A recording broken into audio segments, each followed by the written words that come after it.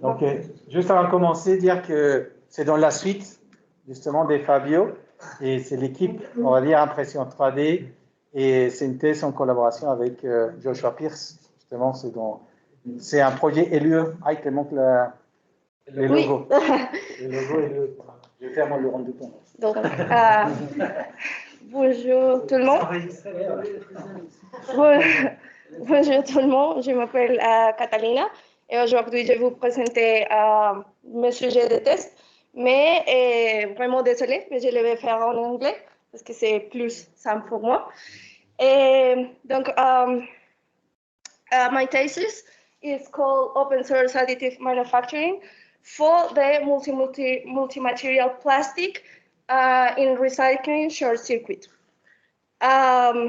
In my test, my director is Hakim, and I have two co-directors. One is Cécile Nouvelle, that she works in the RGP, and the other one is Joshua Pierce. He works in the Western University in Canada. So, first of all, a little bit of context.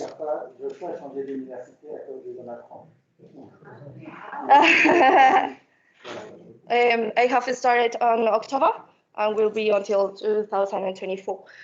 A little bit of context. Based in projections by 2015, the plastic in the oceans will overweight the fish. And also, the global plastics production will be increased in 850 tons per year. This concern and this awareness, global awareness, has leading to found some solutions. So one of the solutions that has been demonstrated in the literature is the distributed recycling. The distributed recycling actually fits into the circular economy, and also is where the consumers directly recycle their own waste. So this can reduce the waste of transportation and retail. Also, some research and initiatives has proposed a new approach of 3D printing for the utilization of this waste for the fabrication of filaments by 3D printing. In this, it is called DRAM, which is the distributed recycling in additive manufacturing. So indeed, the uses of the recycling plastic into 3D printed has demonstrated a decrement in the embodied energy by 90% of the fabrication of this filament. So this with the goal for exactly directly printing products with recycled material, but with optimum properties. However, we have and face some limitations.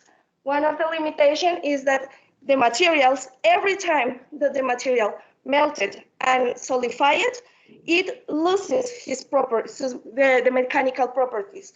And for example, in the case of PLA, that is one of the most used materials in the fused filament fabrication, there is shown that it is limited about 5-6 cycles. This without any type of reinforcement or straighten enhances. However, there is a new technology that is coming, and it's called fused granular fabrication, that is about pellet and as a used pellet as a feedstock material. Also, we have another limitation, and is that most of the waste is not clean and has a lot of impurities, which also decrease the rheological properties of the material, this means that the viscosity of as well of the material is lowering. So in this sense, that's why in my thesis we will use it PET, polypropylene tetratelate, and polyethylene, because we have these materials in almost 87% of the waste, and they are in the packaging and also in the bottles of water. But this comes to another limitation, and is that most of the polymers doesn't have the compatibility, whether chemical or thermodynamically. So there are no incompatibility. So that's why in most efforts has been done in the usage of compatibilizer in order to, in the blending of the polymers, get better properties as well, and compatibilize the two polymers. So, of course, what is a compatibilizer? What is a compatibilizer? So, for the compatibilization, we have two polymers. In my case, would be PET and PPP. And we're going to have a compatibilizer that will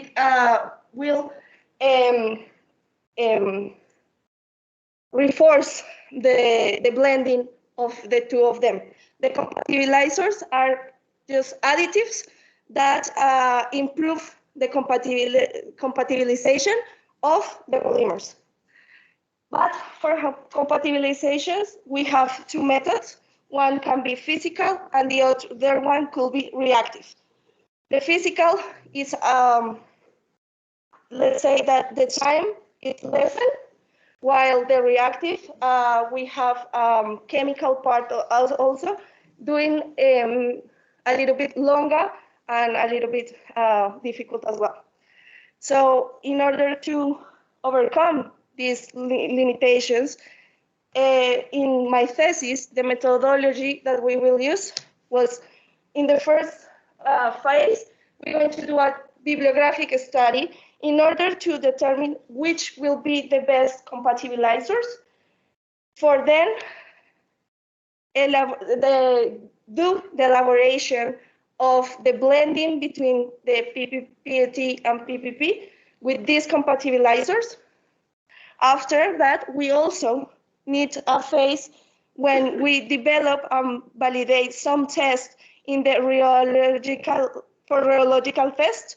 So the rheological test that we wanted to use is melt flow index in order to assess the flow and the viscosity of these materials. Then a little bit of the characterization of these blendings with compatibilizers into the fused granular fabrication, into the machine, the 3D printing. And finally, do that databases in where all the tests that we do, we can put it in a databases for after. Because the compatibilizers, if there are, although there are some studies already in the literature already, there is a gap in order to standardize these compatibilizers, in order to standardize and the reviewing of them. So that's why it's important to start to review about them and standardize it for the 3D printing process. So at the first, we have the state of the art, in which the question that I asked was, which are the most used compatibilizers in this blending? So for that, I used a review methodology, that is a systematic methodology. For that, my research question was polypropylene, that is one of the materials, polyethylene, that is the other one, the blend, and the compatibilizers. Also, I choose a period of time from 2007 until present day. And I used two databases, was Scopus and Web of Science. For that, we get 309 articles, which 59 was duplicated. And then the records screen was 250. And after reading the abstract and the title, we extract 141 for a final 109 articles. However, I haven't been through all them and read all them. However, in the results that I found, was that 41% uses polypropylene graft maleic anhydride, and 26% of them uses with the graft maleic anhydride. The maleic, it's a compound that is used for coating polymers, and also is pretty used in the fabrication of these compatibilizers, where it's usually combined with a block bond. We call it, or the literature call it block bond, but it's just a copolymer. So as you can see, we have the maleic anhydride used with polypropylene, with CEPs. Also, there is a part of the literature that uses polyethylene elastomer and ethylene vinyl latinate. There are just copolymers. And also, something that I see was interesting is that 28% of them used the recycled PET, but just 3% using the polypropylene recycle as well. So this is a little bit of the chemical part, the compatibilization of the two polymers that we will use, but also we have a part that is the machine.